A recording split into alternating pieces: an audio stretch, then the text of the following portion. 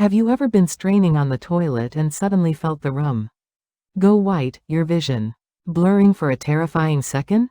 Or heard news of someone collapsing in the bathroom and assumed that kind of thing only happens to other people? My mother-in-law nearly fainted while straining on the toilet a few months ago. And though she was not seriously hurt, it made our whole family take bowel habits far more seriously. Today I will walk you through exactly how this common act of straining can affect your heart and blood pressure based on real research, and what you can do to prevent it, so let us get into it. Here is why this deserves serious attention. A large combined analysis found that people with constipation had roughly a 23% higher risk of stroke. A long-term Japanese cohort study similarly found higher stroke and cardiovascular mortality among people with constipation. More recent research found that constipation was associated with higher overall risk of cardiovascular events, including heart attack, stroke, and heart failure, with the risk climbing further among people who also have high blood pressure.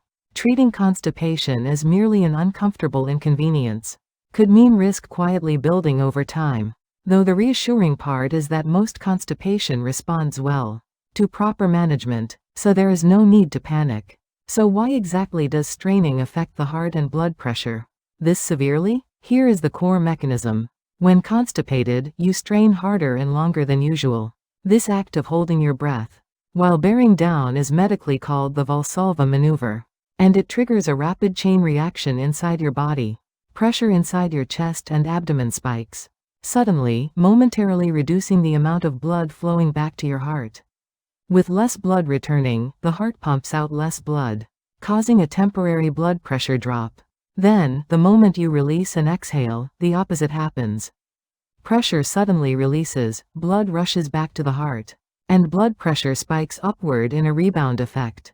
This rapid drop and rebound can briefly disrupt blood flow to the brain, causing fainting, and in people with already weakened blood vessels or reduced heart function, it can trigger more serious cardiovascular events. Here is something easy to overlook. Fainting during bowel movements is a well-documented medical phenomenon, with case reports published for decades. What makes it especially dangerous is the bathroom itself. A small space full of hard, sharp edges, meaning a fall during fainting, carries higher risk of head injury than falling elsewhere. As we age, blood vessels become less able to smoothly adjust to these rapid pressure changes, so straining that was harmless in youth can become genuinely risky later in life, particularly for those with orthostatic hypotension, heart disease, or arrhythmias. So what should you actually do? The most fundamental solution is preventing constipation itself.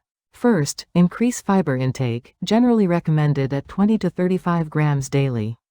Across multiple clinical guidelines, one important tip: increase fiber gradually over several weeks, rather than all at once, since sudden increases can cause gas and bloating.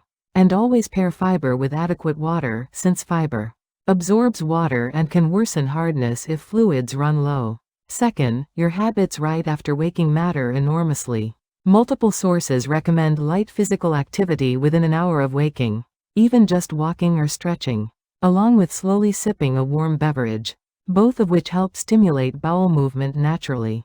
Third, posture and time on the toilet matter too. Sitting for long periods scrolling your phone while repeatedly straining is a habit worth breaking.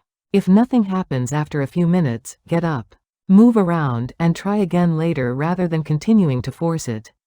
Placing a small footstool under your feet, so your knees sit slightly higher than your hips, can straighten the angle between your rectum and anus, allowing much easier passage with far less strain, according to multiple sources. Fourth, if constipation persists for several days without improvement, consult your doctor about a safe laxative, rather than continuing to strain repeatedly. One critical safety note: if you ever feel dizzy, or your vision blurs during a bowel movement, do not ignore it. Sit down or lower your body immediately to prevent a fall. If this happens repeatedly, see a doctor to check your heart and blood pressure.